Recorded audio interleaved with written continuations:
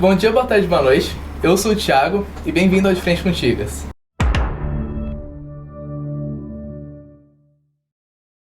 Hoje a gente está aqui com o Renan. Se você quiser se apresentar, o que você faz? Boa tarde, obrigado pelo convite, Thiago. Eu sou professor de Física aqui do Instituto Federal do Sul de Minas, do Campus Passos, e toco numa banda de rock local também da cidade, nas horas vagas. Que legal. Enfim, o que o povo mais quer saber, né? Da onde surgiu o seu interesse pela física? De onde surgiu? Eu sempre fui meio nerd, né, cara? Desde pequeno, assim. Então eu tinha muito interesse por tecnologia, sempre fui muito curioso, sempre fui muito de fazer muita pergunta. Mas não foi sempre que eu quis fazer física, de fato. Eu tinha um interesse mais distante, assim. No ensino médio, inclusive, quando eu era estudante, eu gostava mais de matemática do que de física. E quando eu terminei o ensino médio, eu fiz um ensino médio que não foi muito bom, que não me deu uma formação tão boa, em particular, na escola que eu estudei. E eu queria fazer graduação numa universidade pública, então eu entrei pro cursinho. Na época, minha família morava em Brasília, eu estava em Brasília também. Aí eu fui fazer um cursinho pré-vestibular lá. No momento eu estava prestando esse cursinho porque eu queria fazer ciência da computação ou engenharia de computação. Eu já era técnico em informática, eu já trabalhava como técnico em informática desde o ensino médio, então meu interesse estava muito ligado à computação, né? E aí dos professores, eu tinha 3 professores de física no cursinho, os 3 eram muito bons. Um dava a matéria do primeiro ano, equivalente ao primeiro ano, outro dava do segundo ano, outro dava equivalente à matéria do terceiro. E um desses professores em particular, eu gostei muito dele. Adorava as aulas do cara. Depois eu ficava trocando ideia com ele, às vezes depois da aula, quando tinha tempo, fazer perguntas de forma geral das curiosidades que eu tinha sobre coisas envolvendo a física. E aí eu acabei pegando muito gosto nesse momento aí. Então, nesse cursinho que eu fiz, antes de concluir o cursinho, quando eu fui me inscrever para os vestibulares, eu já me inscrevi para o curso de Física. E aí, durante já o cursinho, eu comecei a ler muitos livros de divulgação, comecei a trabalhar um pouco nesse interesse. Livros tipo do Stephen Hawking, do Brian Greene, né? Tem alguns autores aí que são famosos. Carl Sagan, li muita coisa do Carl Sagan, que são famosos na divulgação científica. Então eu passei a gostar muito da área. E aí foi nesse momento que eu resolvi fazer isso. O motivador principal foi esse professor, o professor Fábio Lúcio, que eu tive num cursinho que eu fiz em Brasília. Nossa, legal. E aí você passou para qual faculdade? Eu passei, na época, eu cheguei a passar para a segunda fase do FMG, mas como eu tive outros resultados, eu acabei não indo fazer a segunda fase. Eu passei na UNB, que na época era onde a minha família morava. Eu passei na Universidade Federal de Viçosa, que eu já conhecia gente que estudava lá. E aí, nessa época de vestibular, a minha família, que mudava muito, né? Meu pai era bancário, então a cada 2 anos, mais ou menos, mudava de cidade. Aí eles mudaram, nessa época de eu decidir onde fazer o curso, eles mudaram para Petrópolis, no Rio de Janeiro, que era relativamente perto ali da região de Juiz de Fora, Viçosa, que a Viçosa fica na zona da mata do estado, né? E aí tinha alguns amigos que eu já conhecia que estavam em Viçosa, eu pesquisei sobre o curso, tinha ótimas notas nas avaliações. Eu não sei se na época existia o ENAD no ensino superior, mas apesar de ser um departamento menor do que o departamento de física da UNB, né, porque a UNB é uma universidade bem maior, o curso eu vi que era muito bom, a universidade era muito boa, o campus da Universidade Federal de Viçosa é muito bonito, né? E aí eu resolvi ir para lá. Eu já teria onde morar, eu ia morar na República com esses amigos meus, então eles poderiam me explicar as coisas sobre a cidade, eu não ia chegar completamente desamparado, né? E se eu ficasse na UNB eu ia ficar muito longe da minha família. Inicialmente, depois eu até consegui meios de me manter mais ou menos ali em Viçosa, mas inicialmente eu não tinha fonte de renda assim, porque o curso é integral, é um curso que é muito exigente. Muito difícil fazer um bom curso de física e trabalhar ao mesmo tempo. Então uma coisa seria minha família ajudar eu a me manter em Viçosa, e outra coisa seria a minha família ajudar eu a me manter em Brasília. Então eu resolvi ir para Viçosa. Eu fiz graduação e depois mestrado e depois doutorado, tudo em física, na Universidade Federal de Viçosa. Sim. Você já pode se manter em Brasília, né? Se não me engano, a própria UNB ela tem também essa política, né, de estudante não poder trabalhar enquanto... Sim. Em geral, graduação nessas universidades públicas, mesmo as noturnas, elas têm às vezes um nível de exigência, de dificuldade que dificulta muito o estudante trabalhar. Sim. Né? Tem hora que é até um pouco injusto nesse sentido, mas o curso de física ele é integral, é aula manhã e tarde, e você tem que se envolver com projetos, muita gente se envolve com iniciação científica, se você tem interesse em pesquisa, né? É muito difícil trabalhar junto. Eu acabava pegando às vezes uma aula particular ou outra no tempo livre, mas um trabalho formal, com algum estabelecimento, alguma coisa do tipo, não tem como a gente fazer, não. Né? E a UNB até tem políticas de apoio, como auxílios estudantis, mas é mais para você tem que comprovar que você vem de uma família de baixa renda, assim como a FV. Eu não venho de uma família de alta renda, eu venho de uma família de classe média, mas não ia encaixar no auxílio, né, digamos assim. Então foi um fator definitivo, mas muito, muito menos custoso morando em República e com os gastos de uma cidade do interior de Minas do que em Brasília, que é uma das cidades mais caras do país, né? Sim, Você também chegou a fazer seu mestrado e doutorado foi em Viçosa também, não foi? Foi em Viçosa. O que você pesquisou? Eu pesquisei sobre um tema que eu já comecei na graduação, mais ou menos por volta do terceiro semestre do curso eu comecei a fazer iniciação científica com um professor que trabalha com uma área que chama Física e Estatística fora do equilíbrio. Física e Estatística é uma espécie de... É a física que você precisa quando você lida com problemas de muitos corpos interagindo. Tá? Você pega, por exemplo, você quer estudar a fundo a dinâmica que acontece num gás, que são muitas e muitas moléculas, você não consegue aplicar as leis de Newton para todas as moléculas, estudar as forças exatamente, você precisa de um tratamento estatístico, né? E aí você tem a física estatística fora do equilíbrio, a física estatística de equilíbrio. Então esse professor ele era dessa área. Ele estudava, dentre várias coisas, modelos de simulações de como que um tumor cancerígeno cresce, quando você vai depositar um metal sobre o outro, como que é a dinâmica desses depósitos. O que eu estudei particularmente com ele foi modelos computacionais que simulam a propagação de informações numa rede. Você pode usar para estudar a propagação de um vírus de computador na internet. Você pode usar esses modelos para estudar a propagação de epidemia numa população. Inclusive na época da pandemia, esse meu orientador ele dava entrevista o tempo todo. Ele era chamado pela prefeitura para dar a opinião dele ali, porque ele era especialista em, digamos assim, dado uma certa população, você fazer uma simulação para prever como que um vírus de uma certa doença, por exemplo, vai se espalhar nessa população. E cada vírus se espalha de um jeito, né? Tem vírus que é pelo contato próximo das pessoas, tem vírus que utiliza um vetor, como por exemplo a dengue, que precisa de um mosquito para passar de um lado para o outro. Cada um desses é um modelo matemático diferente. Então eu estudava em nível de teoria e em nível de simulação como que a informação propaga numa rede, de como que é a estrutura dos diversos tipos de rede, porque tem vários tipos de forma como objetos se conectam, né? Então era basicamente isso. É uma área que lida muito com física computacional. Então eu tive que aprender linguagem de programação, implementar algoritmos para fazer essas simulações, fazer teorias e previsões matemáticas e ver se a simulação ia acontecer parecido. Porque essa área a gente às vezes não consegue fazer um experimento. Quando você tem a física teórica, você faz previsões, aí você confronta a previsão, verifica o que você preveu ou o que você observa por meio de experimentos, né?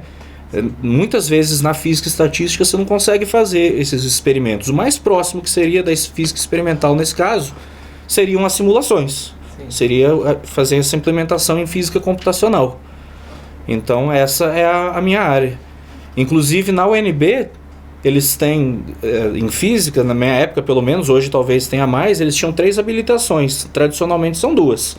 É o bacharelado em física e a licenciatura em física. E na UNB eles tinham também uma formação específica em física computacional.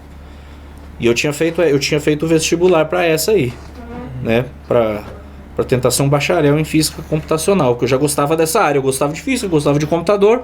Eu queria juntar as duas coisas. Eu queria juntar o mundo da física com o mundo dos computadores. Então eu acabei indo para essa área de física computacional. E aí eu fiz a iniciação científica nisso. Já comecei a publicar artigo quando eu estava na iniciação científica. E depois eu fiz o mestrado e o doutorado sobre o mesmo orientador. Foi só complicando o problema. Da graduação para o mestrado e para o doutorado. No doutorado a gente fez um trabalho bem amplo, que rendeu 2 artigos muito bons em periódicos de grande circulação internacional, né, com a teoria e com as simulações que a gente fez. Um trabalho conjunto de física teórica e física computacional. Né, no doutorado acabou saindo um trabalho bem completo nessa área de propagação epidêmica e de redes. É mais ou menos com isso, é mais ou menos nisso que eu me especializei. Então, de certa forma, você conseguiu acabar conciliando um pouquinho o que você queria. Exatamente, isso, né? Consegui conciliar a física, que eu passei a gostar muito, com os computadores e programação, essas coisas que eu sempre gostei. Sempre fui bastante nerd para essas coisas. Nossa. Quando você entrou na faculdade, você se imaginava dando aula hoje em dia? Eu confesso que inicialmente não. Inicialmente eu não tinha tanta vontade de dar aula. Eu entrei com muita vontade de ser um pesquisador. Tanto que inicialmente eu nem fiz a licenciatura. Eu entrei já fazendo o bacharelado. Aí, começando a fazer alguns estágios, já comecei a dar algumas aulas particulares de vez em quando na graduação. Eu fui pegando um pouco de gosto, né? E eu tinha resultados bons com as aulas, os alunos vinham falar comigo depois que ajudou muito na prova da disciplina. E aí eu comecei a fazer a licenciatura junto. Comecei a fazer o bacharelado junto com a licenciatura, juntou bastante disciplina. Porque aí quando tem a licenciatura você tem que fazer as disciplinas de educação, disciplina de estágio em escola, né?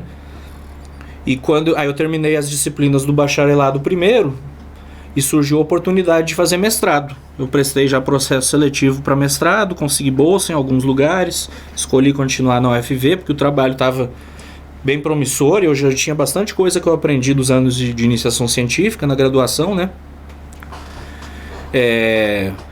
Aí eu continuei.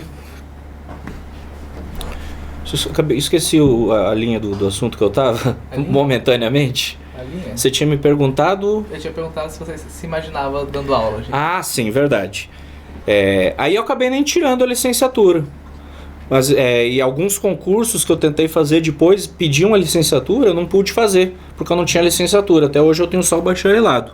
Hoje, depois eu fiz um curso de complementação pedagógica, um mestrado profissional que me habilita a dar aulas. Mas a licenciatura formalmente eu até nem tenho. Mas depois eu acabei pegando bastante gosto, fui pegando experiência, né? Quando chegou o momento, depois que eu passei no concurso aqui pro IF em 2016, eu já tinha bastante experiência dando aula e passei a gostar muito, né? Não é em toda profissão que você tem a oportunidade de ficar às vezes diante de 40 pessoas e elas ouvirem o que você tem a dizer. Sim. Tá? Uma sensação muito boa quando você percebe que o aluno entrou na sua aula não sabendo de alguma coisa e saiu sabendo de alguma coisa. Quando você consegue passar a ideia de como é que a ciência funciona. Eu sou muito apaixonado por ciência, eu gosto muito de falar sobre isso. Sempre fui de falar muito assim, né? Então acabei pegando bastante gosto. Mais ou menos no meio da graduação, começando a dar aula particular e fazendo estágio. Mas quando eu entrei para o curso eu não imaginava dar aula, não. Eu imaginava só fazendo pesquisa, digamos assim, em algum laboratório, alguma universidade. Só que quando você entra no curso, você não sabe muito sobre como ele funciona. Você não tem muita a exata noção de como que é a realidade, de como que é o trabalho de pesquisa. Depois você vai aprendendo, mas de início você não sabe. Então, todo mundo que entra para fazer um curso de graduação, a maioria acaba chegando com uma visão um pouco ingênua de como é que é a carreira, né? No Brasil é muito difícil você se formar em física e não dar aula. Em países de maior industrialização, né, você pega Estados Unidos, Japão, por exemplo, tem muita empregabilidade de físico em laboratórios de empresas de tecnologia. O Brasil, em geral, as empresas de tecnologia que tem acabam sendo multinacionais, elas são de outro país, né? Então a empregabilidade maior é na área acadêmica. É universidade, é instituto, é aula para ensino médio, em escola. Alguns lugares mais específicos, como Petrobras, em metro, também empregam físicos, mas a grande maioria acaba tendo que dar aula. Você aprende isso ao longo do curso, você, não vai ter jeito. Quem não gosta de dar aula é muito complicado seguir na carreira. Porque se você quer continuar no Brasil, você vai ter que dar aula, sim, fazendo física. E, assim, por exemplo, o curso, se você quiser se você por acaso terminar o curso aqui e você quiser tentar emprego emprego internacionalmente, você consegue tranquilamente? O diploma daqui vale? Vale sim. Só que esses empregos fazem um processo seletivo, costumam fazer entrevista, vão ver o meu currículo, vão ver o meu histórico escolar. Mas os cursos de física no Brasil têm um nível muito alto. Se você analisa de forma geral o nível do curso de graduação, é um indicador muito bom se ele é um curso de excelência, a nota que se dá após graduação do curso. Primeiro que, em geral, os lugares onde tem os bons cursos tem também o curso de mestrado e de doutorado.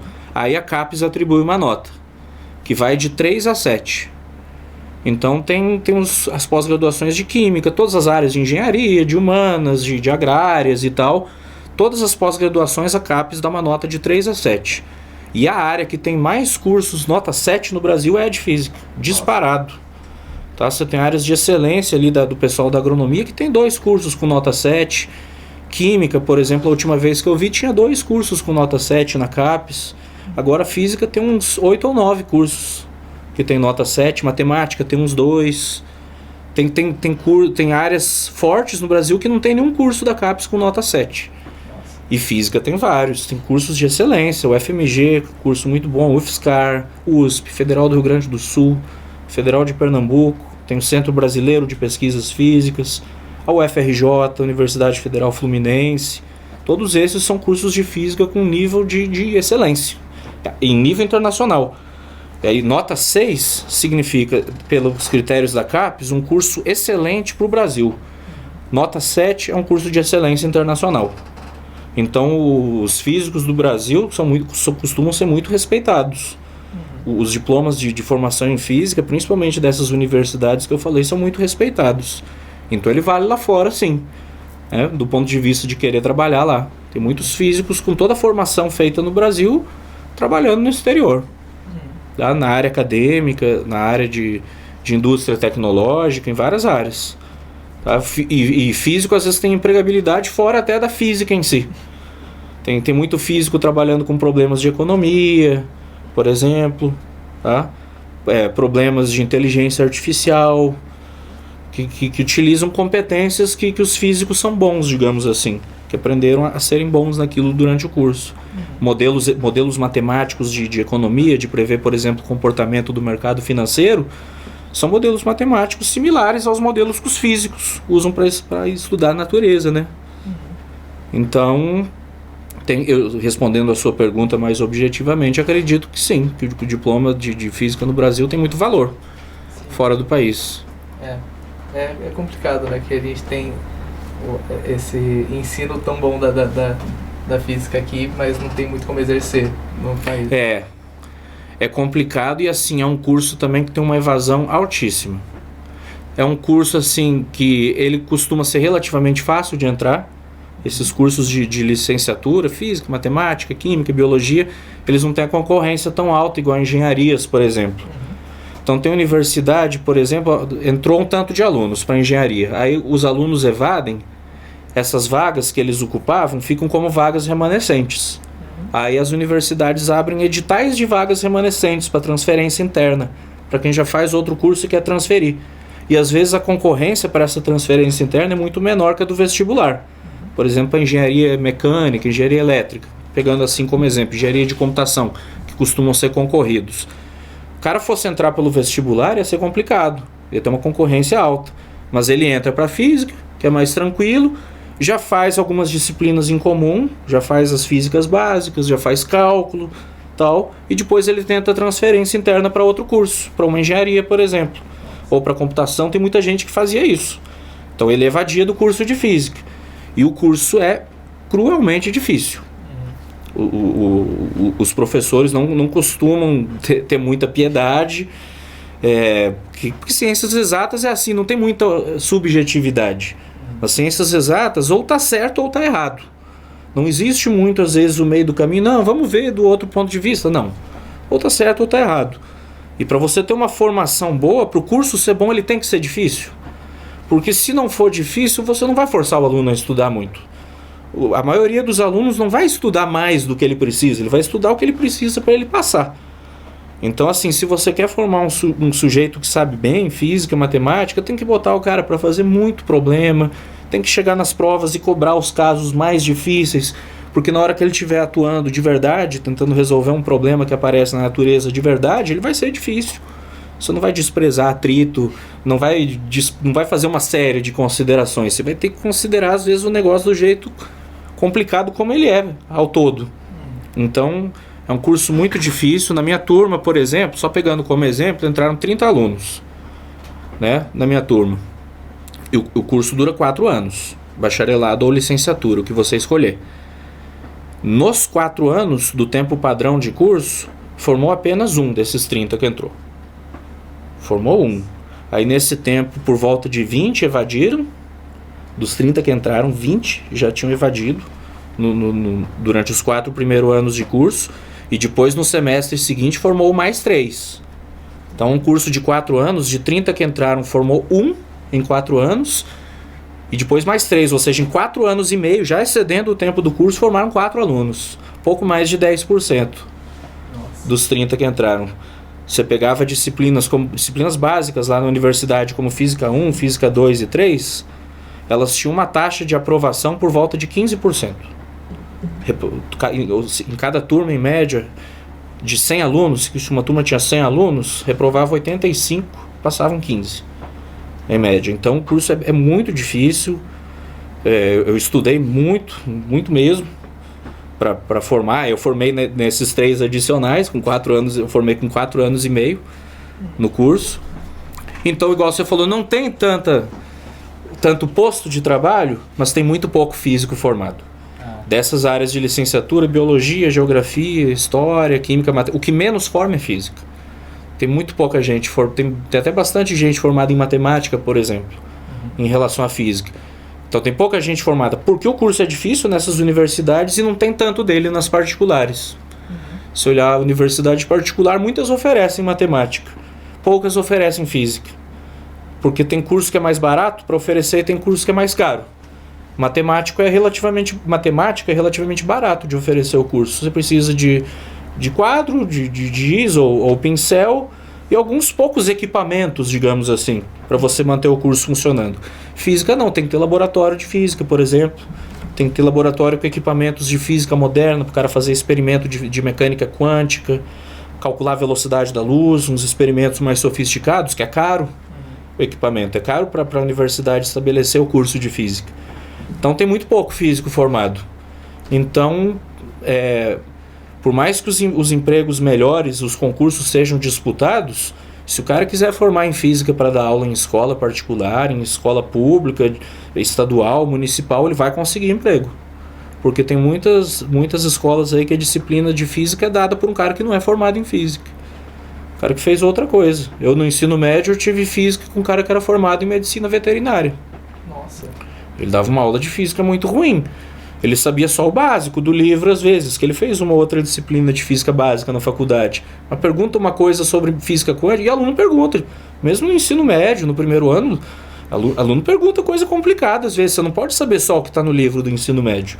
Você tem que saber um pouco além para responder, mesmo que seja para responder que aquilo ali não dá para fazer no ensino médio. Sim. Você tem que saber.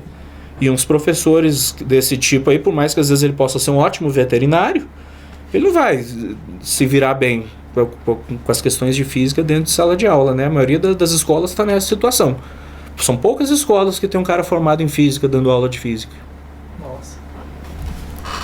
Então tem poucos postos de trabalho, mas também tem pouco físico. Então a concorrência não é tão alta assim.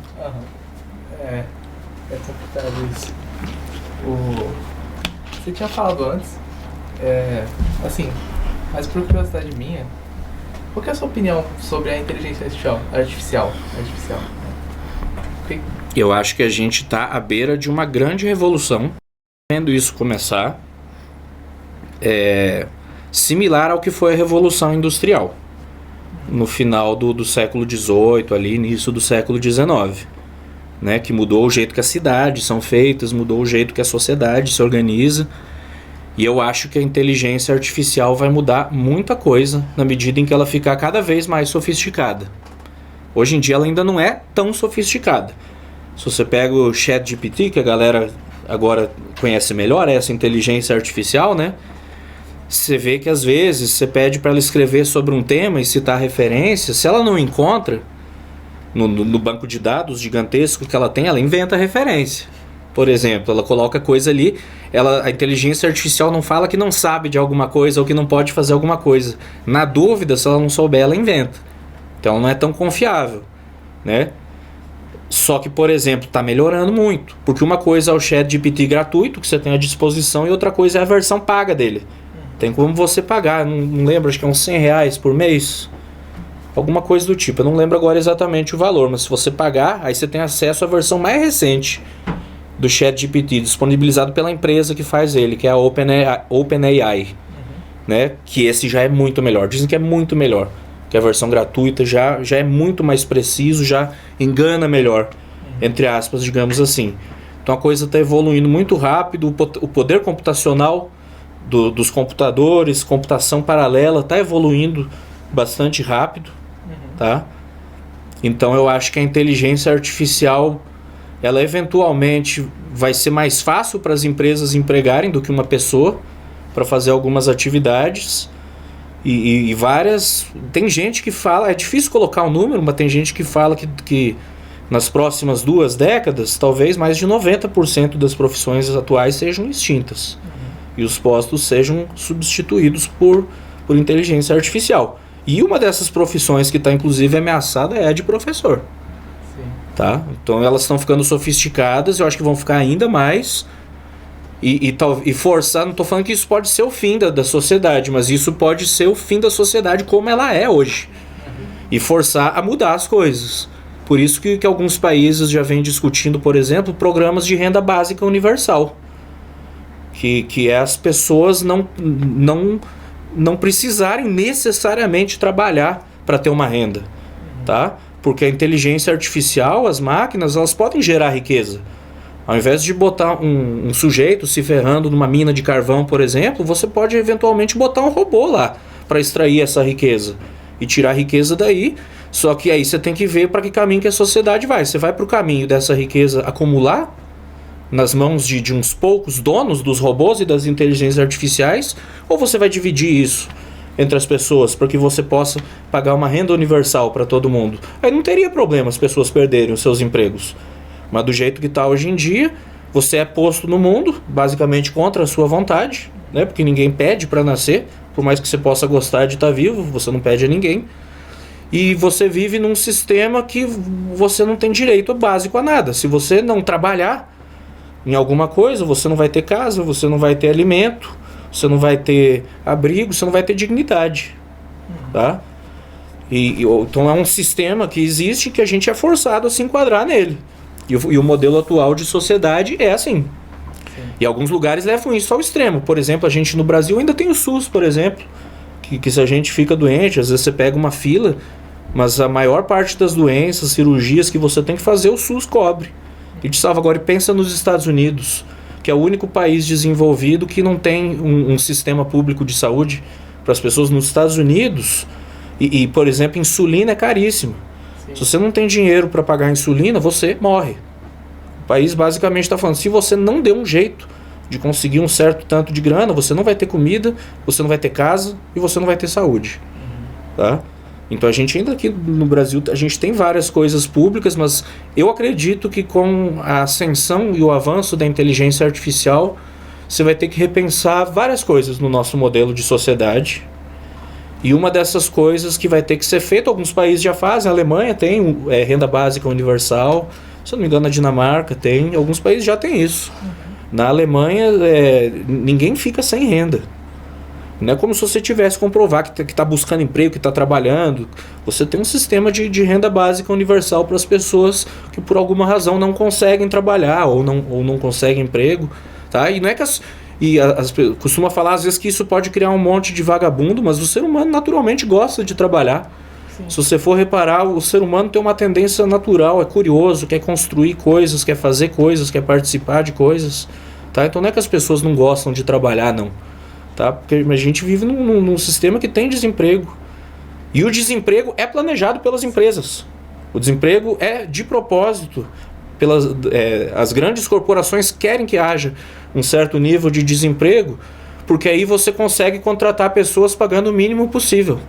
Quanto mais desemprego tiver, mais pessoas desesperadas vão ter para aceitar um salário mixaria, que eles têm a disposição de pagar e ainda te fazem acreditar que eles estão sendo ótimos com você, te dando um emprego, enquanto você produz muito mais riqueza para eles do que o que você recebe. Que é um favor, né? Como se fosse um favor, né?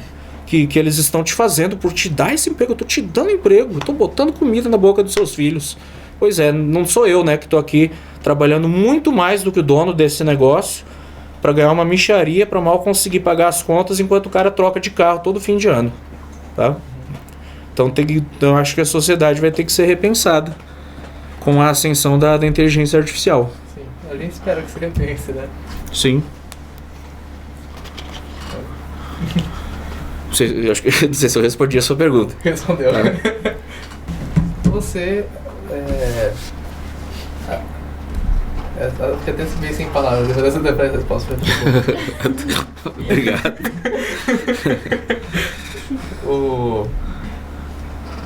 Tá.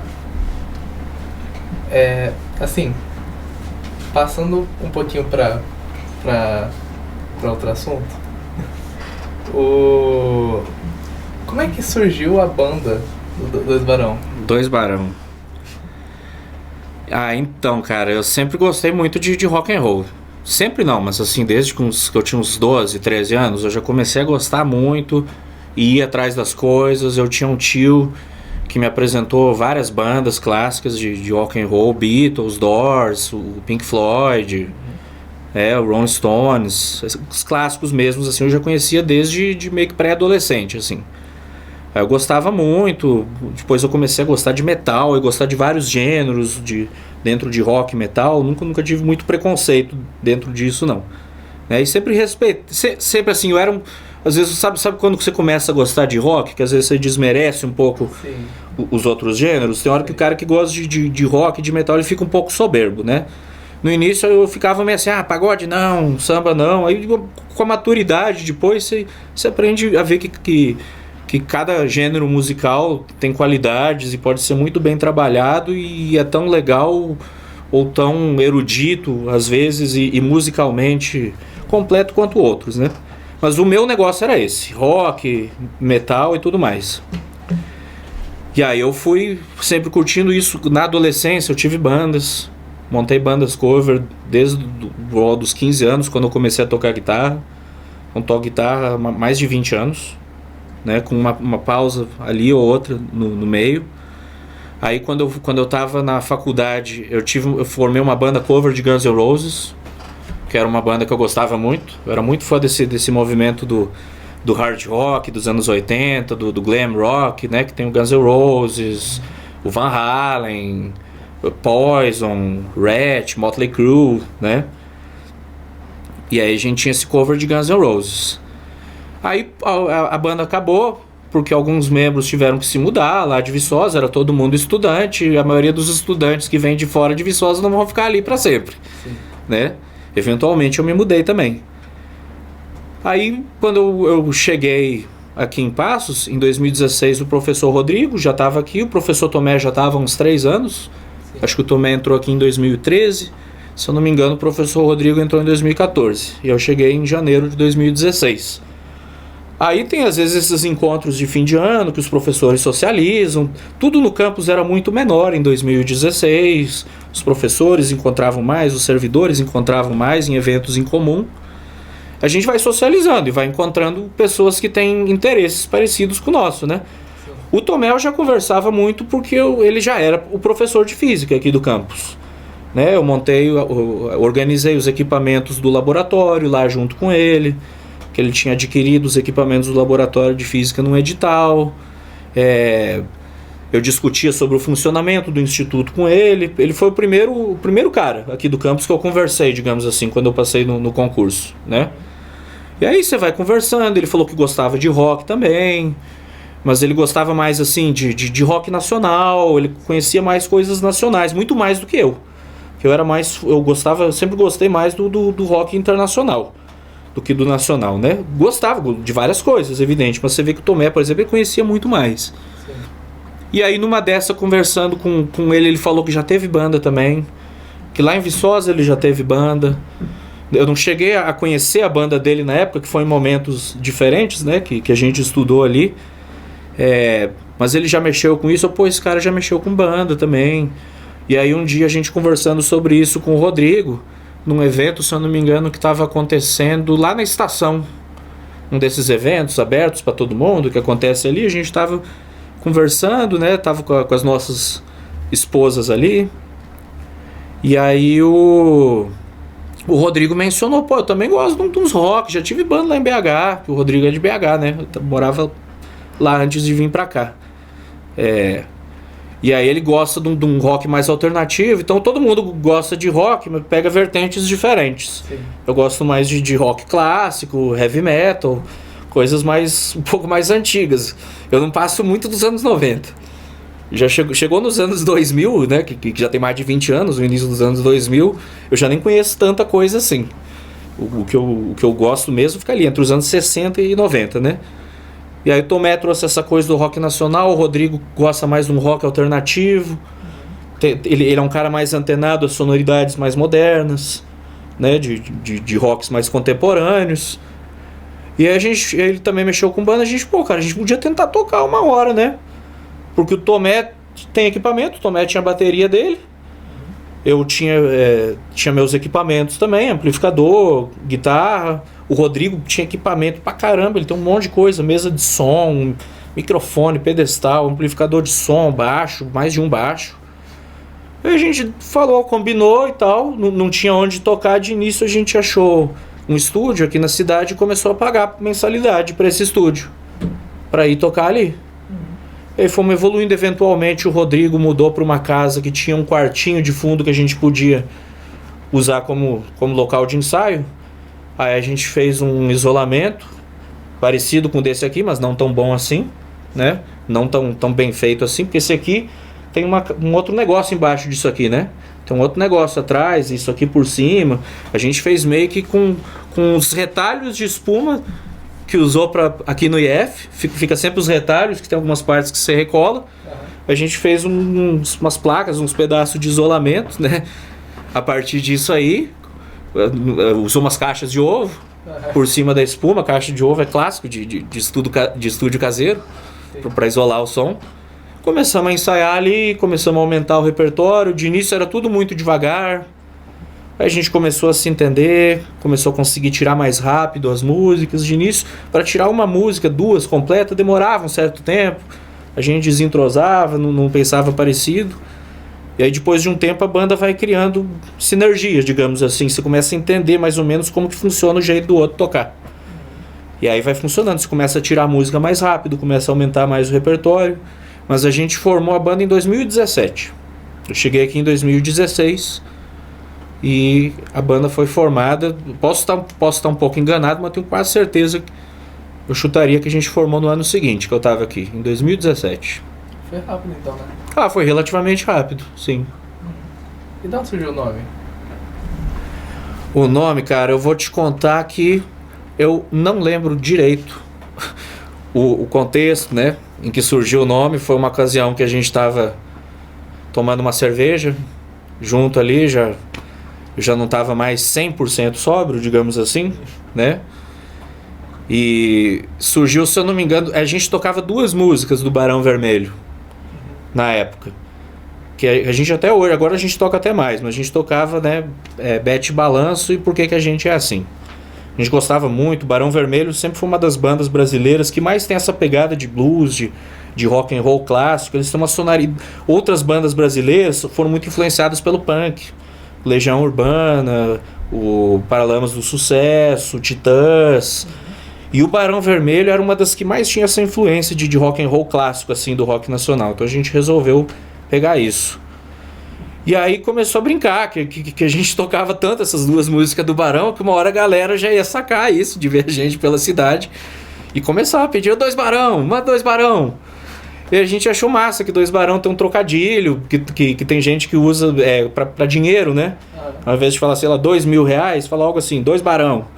Aí tinha significados diferentes. Aí brincando com esse trocadilho, com o fato de que a gente tocava exaustivamente essas duas músicas do Barão, a gente achou que a sonoridade ficava legal, assim, apesar de escrito errado, né? Inclusive a gente até já ficou... Não fica chateado não é a palavra, né? Mas várias vezes, quando vai anunciar a gente assim, o pessoal chamava a gente de 2 Barões. Que seria o correto, né? 2 é plural. O plural de Barão é Barões. Mas não, é escrito errado mesmo, é no singular. 2 Barão, tá? Mas eu acredito que venha daí, mas te apontar assim com precisão, foi esse momento que a gente decidiu o nome da banda, eu não lembro exatamente para te falar não, mas envolve isso. Envolve mais de um sentido na expressão, ter mais de um sentido na expressão e as duas músicas do Barão, que a gente tocava a exaustão. Nossa, esse nome já trouxe interpretações bem diferentes. É mesmo? O que você ouviu já, por exemplo? Eu já vi gente falando que no início da banda tinham só 2 de vocês tocando. Assim, eu já vi gente falando isso, que só não trocaram pra não mudar o costume, sabe? Não, a gente começou os 3, isso não é verdade. Começou os 3. Uma interpretação legal é que o jeito que cada um de nós vê os outros 2, a gente vê 2 Barão. Eu toco junto, os meus companheiros são o Rodrigo e o Tomé, os 2 Barão. E o Rodrigo, ele vê o Tomé e eu. E o Tomé vê o Rodrigo e eu. Então cada um vê 2 Barão. De certa forma, né? Sim. Tem até um tempo atrás, a esposa do Rodrigo, a Suiane, ela ficou um pouco chateada comigo. Ela me achou um pouco com falta de consideração. Não sei se é essa a expressão correta. Porque eu não sou muito atento a detalhes das coisas. E aí o Rodrigo, ele tem bastante tatuagens, né? Aí certa vez ele fez uma tatuagem nova. Fez uma que ele tem que é um baixo assim no braço, pegando fogo e tal. Aí junto com essa tatuagem meio pequena, tem outros detalhes na tatuagem, mas junto tem ali 2 tubarões nadando, pequeno. E aí ele quis fazer essa tatuagem como uma homenagem à banda, como uma tatuagem referente à banda, né? Tio Barão, né? Se você for traduzir o 2 ali, tubarão, tio Barão, 2 Barão, né? E eu não me atentei pra isso. Eu falei, sei lá, ele botou um fundo azul aqui perto e aí ele achou que ia ficar legal os animais marítimos ali nesse fundo azul, ou talvez por alguma razão ele gosta de tubarões e nunca comentou isso comigo e eu nunca fiquei sabendo, sei lá. Não dei muito pensamento a isso, né? Sim. Aí um dia ele me contou, ele tava perto da esposa e a Suiane comentou que ela já ficou muito puta comigo. Falou, não, como é que pode? Como é que ele vê isso e não vê que é uma referência à banda? Não deve estar nem aí pra banda. Que falta de sensibilidade. Falei, não, talvez seja um pouco de falta de sensibilidade, mas é mais falta de percepção de ter buscado o significado por trás daquilo, mas eu não saquei. Aí que eu falei, tá. Mas ela tava chateada comigo, porque eu não tinha falado nada sobre isso, não tinha reconhecido isso, e o Rodrigo não tinha falado nada pra gente. Eu acho que o Tomé já tinha reconhecido. Só eu que não. Você ficou pra trás. Tem essa história relacionada. Eu fiquei pra trás, eu sou meio lerdo pra algumas coisas. Ó, agora a gente vai passar pra umas perguntas que me enviaram, né? Que eu tinha postado no Instagram pro povo mandar. Legal. Beleza. Deixa eu... Assim, sendo sincero, não selecionei. Não é de sacanagem não, né? Não, acho que não. Depende. Tá, eu vou selecionar as mais tranquilas. Decente. Não, seleciona as que você quiser. Tá bom. Eu vou fazer igual os caras lá na CPI, às vezes se for uma coisa muito pesada, me negar a responder. Tá. Essa aqui essa primeira que fizeram, mas é bem tranquila. por que os físicos começaram a usar delta para fazer variação? Ih, cara, não sei te dizer, mas físico adora letra grega. Adora. Para todas as letras gregas, toda letra grega tem o equivalente no alfabeto ocidental, né? O alfa é equivalente ao A, o beta ao B, o gama ao C, o delta é o equivalente ao D, o epsilon é equivalente ao E e assim por diante. Para todas as letras, né? Para todas as 26 letras. Sim. Considerando o alfabeto que no nosso a gente usa 23 mais, né? Não usa o K, o Y e o W, mas considerando o alfabeto ocidental tem 26 letras gregas ali, tem a contraparte para cada uma. E todas elas significam alguma coisa em física, se você pensar. Então, por que o delta especificamente significa a variação de alguma coisa, a história de ter escolhido isso, confesso que eu não sei responder, tá? Não vou ficar devendo essa, a razão histórica de terem escolhido isso. Mas, de fato, tudo que é texto de física, quando quer falar da uma coisa final menos uma coisa inicial, para alguma coisa que aumentou ou que diminuiu de valor numérico, usa delta mesmo. Mas vou ficar devendo. Tem aí quem que fez cada uma dessas perguntas?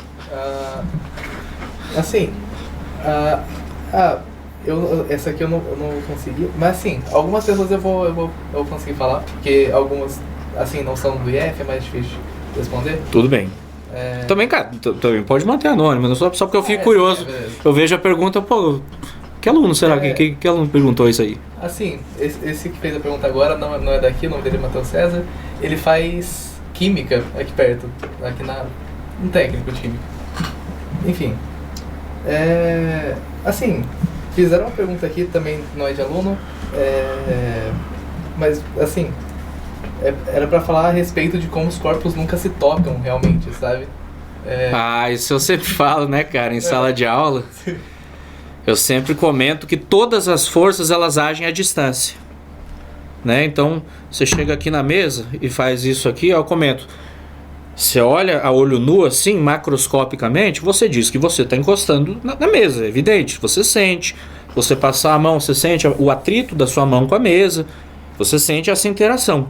Só que se você pensar na composição de toda a matéria, a composição das coisas, tudo é feito das mesmas três coisas. Tudo é feito de moléculas que, por sua vez, são feitas de átomos. E todo átomo é feito de prótons e nêutrons no núcleo e elétrons do lado de fora, nas camadas externas ali do átomo. Então tudo é feito dessas três coisas. Essa mesa aqui é feita de próton, nêutron e elétron e a minha mão também é feita disso. E todas essas coisas têm os elétrons do lado de fora. Se for ver a parte externa aqui do arranjo molecular dessa mesa, é elétron do lado de fora, carga negativa. E a minha mão também tem elétrons do lado de fora. Uma das primeiras aulas lá de eletricidade básica, você aprende que cargas de mesmo sinal se repelem, fazem forças repulsivas uma em relação à outra, e cargas de sinais opostos se atraem, tá? E essa repulsão depende da distância entre as cargas. Então, se as duas cargas de mesmo sinal elas estão longe, elas se repelem com pouca força. Mas na medida que eu aproximo, essa força vai aumentando. E quanto mais você aproxima, isso tende a infinito. Se você lembrar lá da lei de Coulomb, ela é uma fração que divide pela distância ao quadrado entre as cargas. Sim. Quando você pega essa distância ali no denominador da fração e vai diminuindo esse número e ainda tem um quadrado, ele rapidamente fica muito pequeno. Você pode ver que números menores que 1 elevados ao quadrado, eles dão um número menor ainda. Sim. 2 ao quadrado é 4. É um número maior que 1. O 1 ao quadrado é ele mesmo. Aí qualquer número menor que 1, ele dá um número menor quando está ao quadrado. Pega o 0,5 e eleva ao quadrado, ele dá menor do que 0,5. 0,2 ao quadrado dá menor ainda do que 0,2. Então, rapidamente, a força elétrica cresce muito, de modo que ela tende a infinito. Quanto mais próximo, ela não chega a infinito, porque nada chega a infinito, mas ela tende a infinito. Então, você não consegue encostar os elétrons de fora aqui dessa mesa com os elétrons que são na parte mais interna aqui da superfície da minha mão, porque essa força fica muito grande. Eu tento aproximar aqui a minha mão, chega uma hora que ela não vai mais. Em nível microscópico, está tendo uma repulsão dos elétrons aqui da mesa e os elétrons da minha mão, tá? Até por isso que, se você olhar em nível, eles estão muito próximos, mas eles, como eles se repelem, essa força cresce a infinito, você não consegue de fato encostar a camada externa dos átomos daqui com a camada externa dos átomos da minha mão. Então, nesse sentido, nada está encostando em nada. Por mais que existe um mundo muito além das coisas que a gente consegue ver com os nossos sentidos. Inclusive, a gente aprende em ciência que os sentidos muitas vezes enganam a gente. Tá? Por exemplo, se não for o desenvolvimento do microscópio, por que ele foi uma revolução? Porque ele te permitiu descobrir um mundo de micro-organismos. Existe vida abundante, das mais diversas variedades que você não consegue ver com o seu olho. Mas com o microscópio você vê. Por que o telescópio é importante? Porque você consegue, uma coisa que era só um pontinho no céu, você consegue ver aquilo ali ampliado e ver que existem detalhes ali. Tá? Então os nossos sentidos não são 100% confiáveis para fazer ciência. Um exemplo clássico de como é que o seu sentido se engana é de você colocar a mão em baldes d'água com diferentes temperaturas. Imagina que você tem um balde de água quente, um balde de água a temperatura ambiente e um balde de água gelada. Tá? Hoje em dia, como está esse calor demoníaco, né? Aqui na região onde a gente está, aqui dentro até que está agradável, que tem ar-condicionado, mas você botar a mão na água, de um balde com água com temperatura ambiente, você vai sentir próximo da temperatura da sua mão ali, sim, num dia como hoje. Talvez morninho, assim, um pouquinho mais frio, talvez, né? Agora, imagina que você botou o balde na água na sua mão. Me enrolei, tô falando demais. Imagina que você colocou a sua mão no balde com água gelada. Quando você tirar e colocar a sua mão no balde com água a temperatura ambiente, você vai achar que ela está quente. Tá? Você vai ter uma sensação completamente diferente do que se você colocasse a mão a primeira vez no balde d'água que está a temperatura ambiente. Se você faz o contrário, você coloca a sua mão primeiro no balde com água quente, depois tira e imediatamente coloca no balde de água com temperatura ambiente, você vai achar que essa água está fria. Sim. Porque a sua mão vai estar meio que no padrão da água quente. Então você vê, sua mão não é um bom indicativo de temperatura. Aquele negócio que você faz, alguém está com febre, a primeira coisa, pá, você vai ali, mete a mão na testa do sujeito. Sim. Não é um bom indicador, vai que você está com febre também. Se você tiver com febre também, por um acaso, você vai achar que ele está com a temperatura normal. Você está partindo do pressuposto que você também não está com febre. Aí beleza, se ele tiver, você vai sentir a testa um pouco mais quente. Então é isso. Eu sempre acabo dando um pouco de volta, mas não sei se eu respondi a sua pergunta, tá? As coisas de fato na natureza em nível microscópico não encostam. A força eletromagnética ela age à distância igual à gravidade, tá? Por exemplo, a gente entende que existe a força da gravidade entre o Sol e a Terra, entre a Terra e a Lua, e essas coisas não estão se encostando. Elas estão bem afastadas entre si, na verdade. Existe uma força, a Lua está presa na órbita da Terra, o sistema Terra-Lua está preso na órbita do Sol, à distância. Do mesmo jeito que a força gravitacional age à distância, a força eletromagnética, entre elétron com elétron com próton, coisas desse tipo, também age à distância. Então, realmente, a gente está aqui, em nível microscópico, flutuando sobre a cadeira. A gente não está encostando nela de fato. Claro que assim, você entende o que eu estou querendo dizer. Você não vai sair no dia a dia e falar, sabia que você não está encostando em nada? Você pode até falar, pelo menos você tem que explicar. Sim. Porque, eu sinto as coisas, eu sinto a interação. O que você tem que separar é que a interação é diferente de encostar. E a noção de encostar que a gente tem no dia a dia é diferente da noção de encostar da física. Claro que pro nosso dia a dia a gente encosta nas coisas. Sim. Né? Interessante isso aí. Isso é interessante. Toda vez que eu falo sobre isso em sala de aula, geralmente eu costumo falar isso mais nas turmas de terceiro ano. Pessoal, alguns hoje em dia eu já ouviram falar nisso às vezes, né? Por ver canal de YouTube, por ver coisa de divulgação científica, mas quem nunca ouviu falar nisso é uma explosão na mente, né? Agora o povo vai saber. Se não souber também, eu vou cobrar. Tomara. Porque eu também frequentemente falo as coisas em sala de aula, aí eu saio, hoje a aula rendeu, eu falei isso, os alunos vão saber isso agora. E nem sempre a coisa fica, às vezes, né? Tá, vamos para a próxima pergunta. Bora. Só achar aqui. Assim, essa aqui é uma pergunta que, se você quiser que eu tirar depois, você avisa. Mas assim, qual que é a sua posição política? Esquerda. Esquerda? Tá. Esquerda. Ah, justo. Sim. Depois daquela resposta eu já achei ficando um pouco... Sim. Esquerda. Faz sentido. Tá. Essa E não tem problema, por mim não. Sim. Isso pra mim não tem problema. Né? Tudo é político. Não tem Sim. problema eu dizer qual que é a minha posição, qual que é a minha orientação política, não. Uhum. Mas é esquerda. Entendi. Bastante. Beleza. Ó. Cadê? Tá. Beleza, eu vou passar pra uma outra pergunta aqui, que acho que vai ser a última do programa. Aqui. Pera. Aqui. Achei. Assim, o Rodrigo, ele perguntou, ele pediu pra você explicar por que guitarra é um instrumento superior. Por que guitarra é um instrumento superior? Eu às vezes comento sobre isso.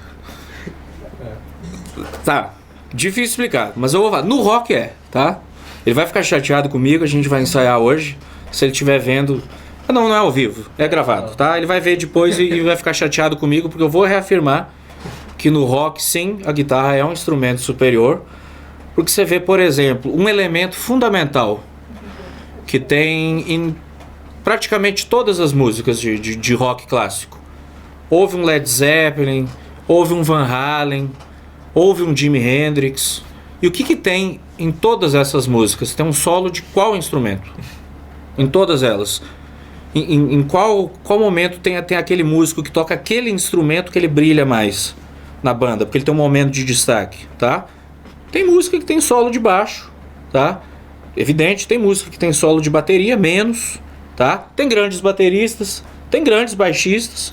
São evidentemente instrumentos importantíssimos, mas no contexto de rock and roll, e talvez ele tenha emitido isso, tá? Da pergunta, porque eu falo isso do contexto de uma banda de rock. E eu falo assim, eu também não quero que quem vá ouvir ache que eu estou menosprezando as outras coisas, que eu até entendo às vezes achar isso. Mas eu não menosprezo não, eu falo muito de zoeira, muito, na verdade na zoeira. Mas eu no fundo eu meio que acho isso mesmo. Apesar de eu falar de zoeira, eu meio que acho. Mas é um instrumento superior, tem mais destaque, é um instrumento de parte harmônica, melódica da banda.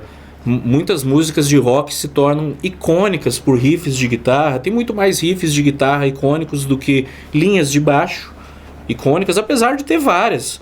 Falando do instrumento do Rodrigo em particular, eu poderia ficar um tempão aqui falando de baixistas incríveis que existem, de bandas como Rush, Red Hot Chili Peppers, o Primus, tá? Tem bateristas incríveis, o John Bonham do Led Zeppelin, o Bill Ward do Black Sabbath, o Neil Peart do Rush, né? São importantes, mas eu considero que a guitarra instrumentalmente no rock and roll ela tem uma posição de destaque dentre os instrumentos. Dentre os membros da banda, quem costuma ter mais destaque é o frontman. Quando o cara só canta, é esse vocalista que vai ter mais destaque, né? Mas depois, você pensar numa banda de rock, quem normalmente que tem mais destaque, que produz coisas ali dentro daquele conjunto sonoro, que é apreciado por mais gente, digamos assim, você vai ver que é a guitarra. Tá? Tem banda que até põe duas. Eu não lembro de ver uma banda que achou baixo e bateria tão importante que botou 2 baixistas e 2 bateristas. Pode até ter, mas eu não tô lembrando agora rapidamente. Agora tem um monte de banda que botaram 2 guitarristas. Então esses caras olharam assim, peraí, esse negócio é bom demais. Eu preciso de mais disso. Então eu vou colocar outro. E algumas bandas têm 3. O Iron Maiden tem 3 guitarristas, tá? Porque só 2 não era suficiente. Eles querem mais da guitarra, eles querem mais dessa coisa, tá? Mas eles mantiveram um baixista, e um baterista, e um vocalista, tá? Mas 3 guitarristas. É importante. É superior. É por isso que você toca e canta, né? Tá. Sim. Tocar e cantar é uma coisa que eu meio que comecei com o 2 Barão. Eu não fazia isso antes, não. Eu já tive banda que eu era vocalista. Nesse cover de Guns N' Roses eu era tipo o Slash da banda. Eu era guitarra solo, eu só tocava guitarra. Uma vez ou outra eu fazia um back vocal. A primeira vez que eu tentei fazer as duas funções ao mesmo tempo foi no Dois Barão. Eu passei muito aperto, foi difícil pra caramba, porque para você tocar um instrumento e cantar ao mesmo tempo, você tem que automatizar uma das duas coisas. Você não pode, enquanto tá tocando, pensar nos dois, você não consegue. Então normalmente você automatiza a guitarra, pratica muito até ficar meio que automático, para que na hora você possa se concentrar na voz, botar dinâmica, que costuma ser mais difícil ao vivo fazer a voz do jeito certinho ali, né? Então passei aperto pra caramba. Mas sempre fui apaixonado por guitarra. Sim. Falo isso meio pra zoeiro, porque eu sei que isso toca eles, que isso aluga um espaço na mente deles. Tanto que o Rodrigo fez essa pergunta, porque ele tá encucado com isso, ele tá com a pulga atrás da orelha com isso, tá? Mas eu sou apaixonado por guitarra, por isso que eu escolhi esse instrumento. E, inclusive mal toco violão, nem gosto, sou tão acostumado com guitarra que às vezes eu me atrapalho um pouco com o braço do violão, apesar de ser as mesmas 6 cordas, apesar de por padrão ser a mesma afinação, eu não toco violão muito bem não. A espessura do braço é diferente, a força que você põe em cada corda é diferente. Eu toco mais guitarra assim e gosto mais. É um instrumento que eu sou realmente apaixonado, por isso que eu falo esse tipo de coisa. Mas não é pra menosprezar os outros, não. É meio que na zoeira. Entendi. Mas eu acho superior. Eu falei que essa última era a última pergunta, mas surgiu uma curiosidade aqui. Vocês têm alguma vontade, como banda, vocês pretendem ficar só no cover ou vocês têm alguma vontade de criar música, fazer uma autoral? Assim, eu confesso que eu tenho mais vontade de ficar no cover, porque eu não me considero muito talentoso fazendo músicas autorais. Nunca peguei tão a sério também pra fazer assim, pra tentar escrever mais a sério. Já escrevi algumas letras, melodicamente eu já fiz alguns riffs assim, mas nunca fiz uma música completa assim. Eu acho muito difícil fazer algo que eu vá olhar depois e falar, pô, isso aqui é muito massa. Isso aqui é comparável a algumas das minhas influências, sabe? Eu acho que eu tenho muita dificuldade em compor, então eu sempre fugi um pouco disso. Mas o Rodrigo gosta muito, tá? Ele tem músicas compostas por ele no Spotify, músicas muito boas. E ele já fez trabalhos com arranjos diferentes, né? A gravação que ele tem no Spotify é com o pessoal do IF ali junto com ele. Então ele tem mais essa veia, ele tem mais essa vontade. O Tomé eu não sei se já compôs muita coisa, mas eu já vi ele juntando ali com o Rodrigo para tentar compor, tá? Então eu não sei te dizer que caminho que vai adotar. Pode ser que no futuro talvez eu me esforce mais junto com eles e tente compor, que eu vejo que o Rodrigo às vezes ele quer introduzir coisas autorais, né?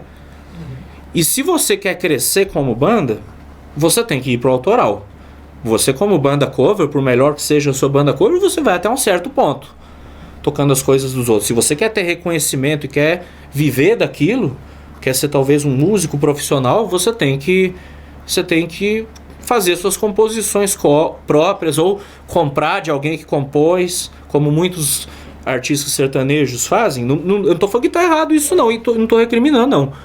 Mas muitos, por exemplo, um cara...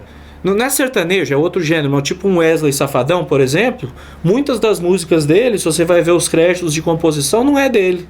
Elas são originais, elas não foram gravadas por outros artistas, não, só foi gravado por ele. Sim. Mas é porque ele tem um faro de, às vezes, achar esses caras que sabem compor e aí ele compra as músicas. Não tem nada de errado, é uma transação que tem um contrato, tá tudo certinho. Sim. São músicas que ficam ali pra ele, a gravação é dele, mas não foi composta por ele, né? Então, assim, você tem que arrumar a música original se você quer crescer como banda. Mas eu cheguei num ponto assim que eu sou professor de física, eu sou físico.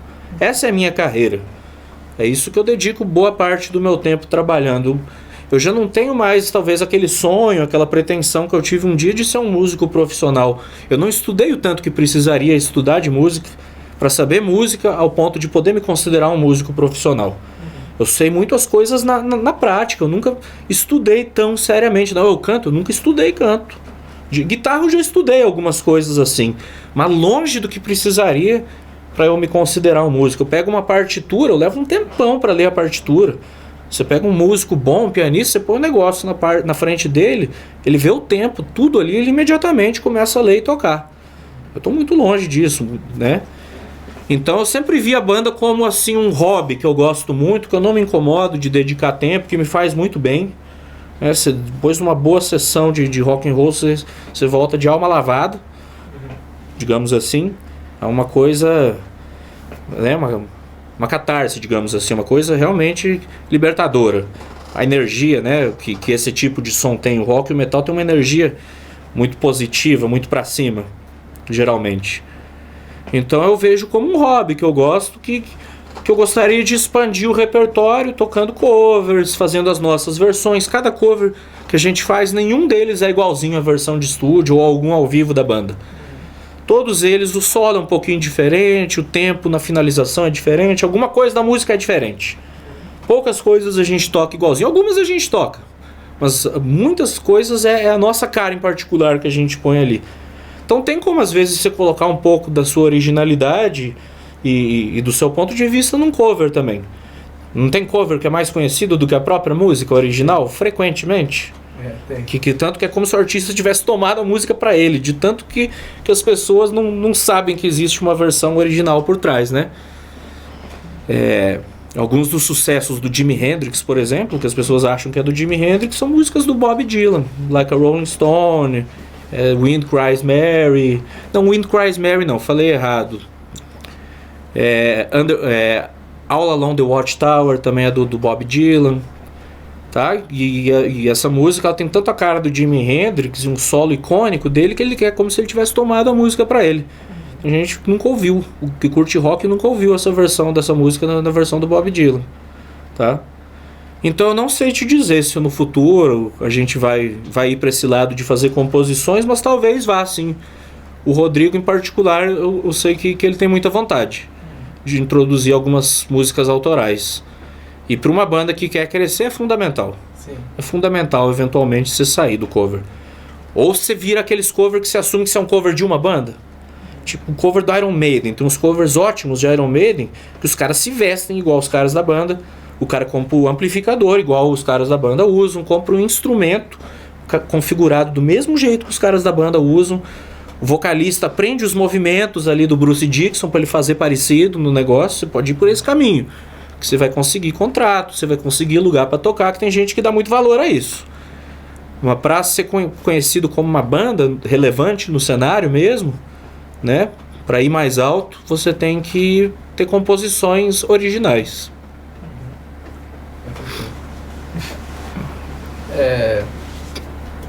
Então só o futuro vai dizer. Só o futuro vai dizer sobre isso, tá? Mas acho que existe a possibilidade, sim. Só não vou dizer quando, mas existe. Entendi. A gente não tem... A gente vai ficar por aqui mesmo. A gente não tem previsão de acabar com a banda, não. Entendi. Tá. Ok, deu tempo, aparentemente. Então, muito obrigado, Renan, por você ter vindo aqui. Você tem alguma última consideração? Cara, só agradeço. Achei legal a experiência. Ver como que é a montagem, como que vocês fazem a gravação. Às vezes eu assisto alguns podcasts ali, você sempre fica pensando, pô, e se eu participasse de um podcast? Hoje em dia tem até gente que finge que participa de podcast. Tem, né? As pessoas alugam espaços que tem um microfone assim, e aí ela fica falando e olhando pro lado, como se ela estivesse respondendo a pergunta de alguém, e aí faz um corte disso, pra dar a impressão que ela é importante, ela é tão importante que ela tá num podcast e tal, e a pessoa não tá nada, né? Alugou o espaço só pra parecer que tá, pra parecer que é maior do que é. E eu tô num podcast de verdade. Sim. Tá? Eu já tô à frente desses coaches aí que fazem isso. Então eu achei muito legal a experiência e agradeço novamente por você ter me convidado. Peço desculpas porque acabou enrolando um pouco, a gente tinha marcado originalmente outro dia, aí nesse dia não pôde, eu acabei te avisando em cima da hora, tá? Mas acho que eu já falei bastante. Achei muito legal participar e agradeço. Deu pra aproveitar então. Deu. Tá. Enfim, a gente vai ficando por aqui.